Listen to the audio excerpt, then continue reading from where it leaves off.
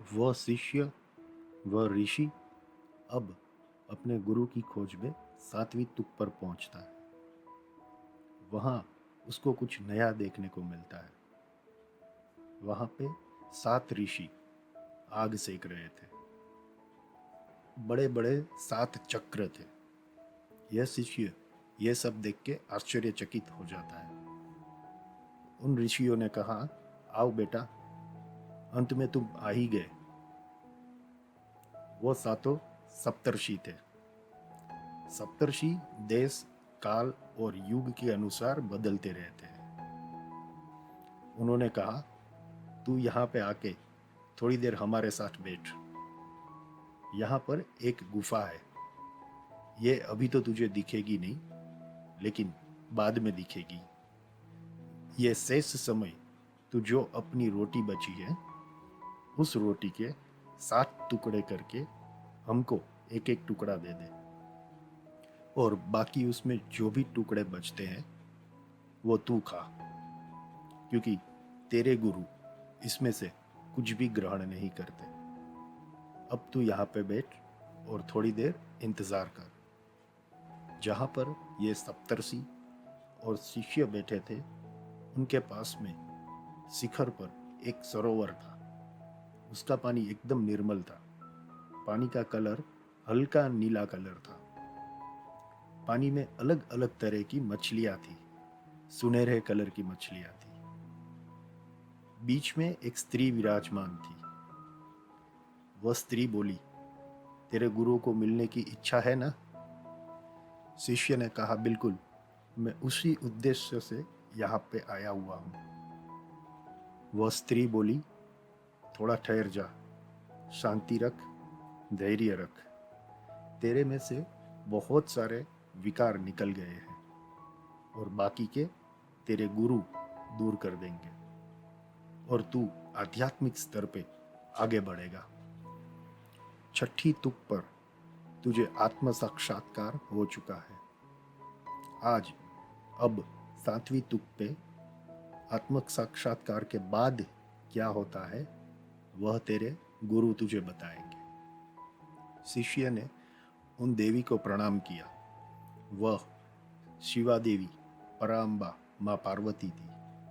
उन्होंने आशीर्वाद दिया और कहा, अब शांत होके पद्मासन की स्थिति में यहाँ पर बैठ। उस टाइम तकरीबन संध्या हो रही थी। शिष्य पद्मासन की स्थिति में शिवा देवी के पास बैठ गया। शिवा देवी ने कहा, बेटा, अभी तुझे गुफा नहीं दिख रही, लेकिन थोड़ी देर में तुझे वो गुफा दिखेगी। और सच में थोड़े क्षणों में शिष्यों को सामने गुफा दिखने लगी।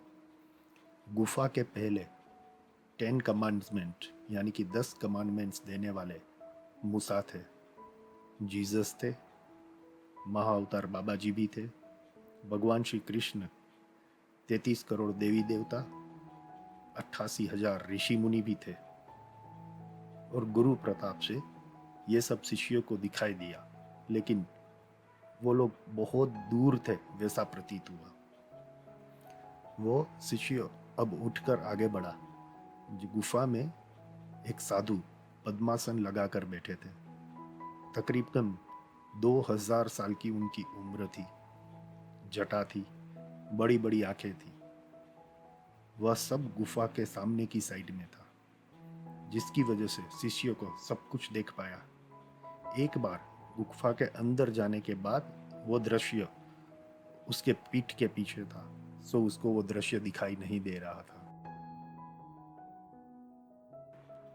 शिष्य गुफा के अंदर गए। गुरु ने कहा, आओ बेटा। गुरु आंख बंद करके छोटे छोटे पत्थरों के ढेर कर रहे थे। एक दिन का एक पत्थर, 365 दिन, 365 छोटे छोटे पत्थर। 3 + 6 + 5 टोटल आता है 14, 14। मेरे प्यारे शिष्यों, इतने पत्थर के ढेर किस लिए हो सकते हैं? गुरु ने कहा, यह आखिरी पत्थर, आखिरी दिन, आज तू आने वाला था मेरे प्यारे बेटे।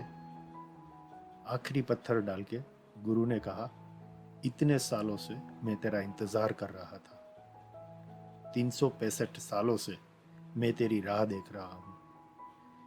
तकरीबन 3665 कहूंगा तो भी ज्यादा नहीं है। आओ बेटा आओ। ये सब एक छोटी सी झलक थी। गुरु ने कहा, तूने ये सब देखा? शिष्य ने कहा, हाँ, तुझे ये सब दिखाई दिया, लेकिन बहुत ही दूर प्रतीत हुआ, प्रत्यक्ष नहीं हुआ।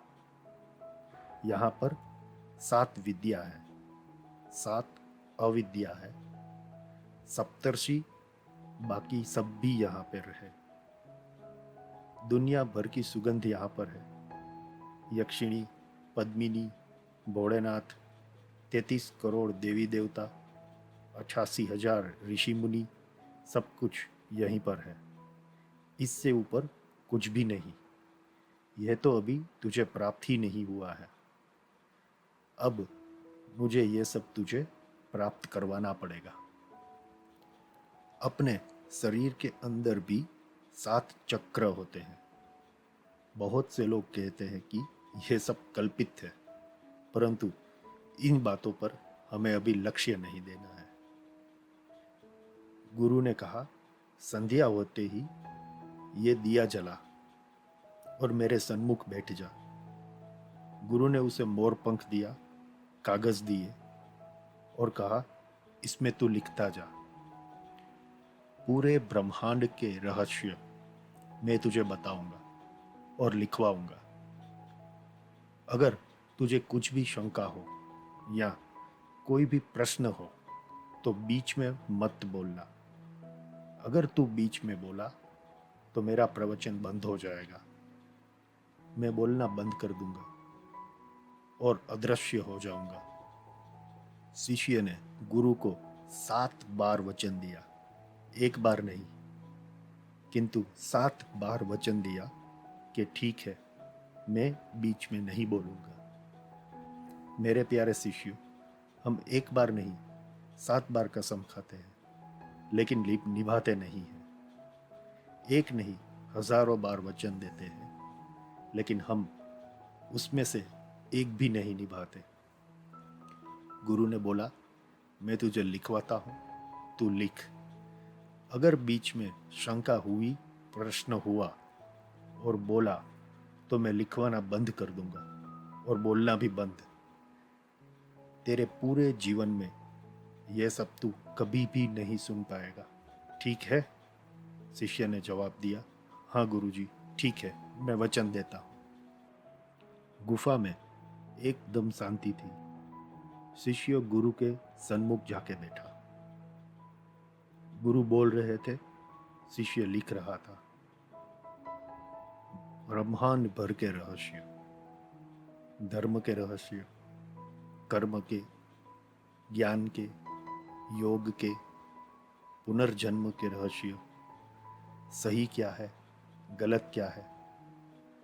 जितने धर्म ग्रंथ अभी तक आए हैं, कितने आने वाले, 4 वेद, उपनिषद, 6 दर्शन, सबका ज्ञान लिखा रहे थे।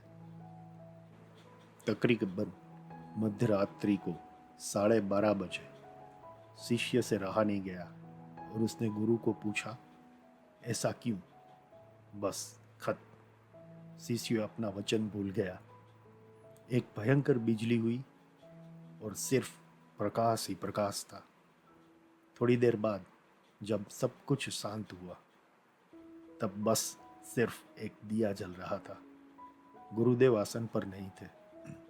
शिष्य अफसोस करके बोलने लगा, सर फूट फूट कर रोने लगा कि मेरी गलती हो गई, मेरी भूल हो गई। गुरुजी वापस आ जाओ, गुरुदेव वापस आओ, मुझे माफ करो।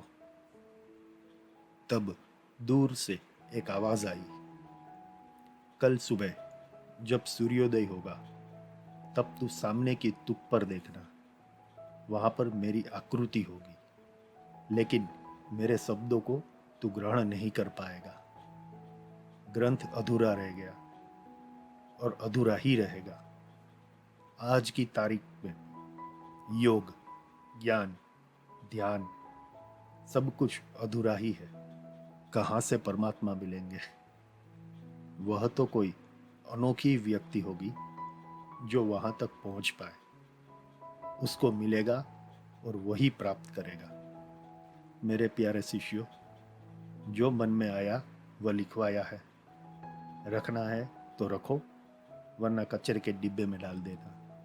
जय श्री कृष्ण, जय माता जी।